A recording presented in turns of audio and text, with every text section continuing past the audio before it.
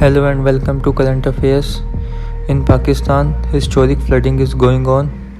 This flooding is due to unexpected rain all over the country. Up till now, more than 1100 people are dead due to this flood, including 350 children and 6 military officers. Since 2017's South Asian floods, this flood is the deadliest flood of the world.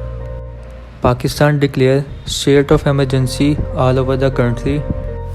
The most affected areas of Pakistan because of this flooding are Balochistan, Gilgit-Baltistan, southern parts of Punjab, Kashmir and Khyber Pakhtunkhwa. Sindh faces more than 700% more rain than the normal. Balochistan faces more than 500% more rain than the normal. That's why these areas are the most affected areas.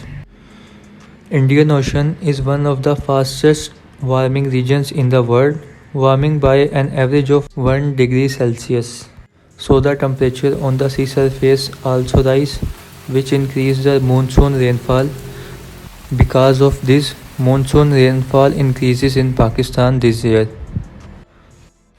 The Pakistan economy faces the loss of more than $5 billion. All the crops are destroyed, included cotton, sugarcane, and many fruits and vegetables. More than 4 million acre cropland are destroyed. Millions of livestock have been killed. Infrastructure is destroyed. More than 40 million people displaced from homes. Many Muslim countries announced the aid for Pakistan.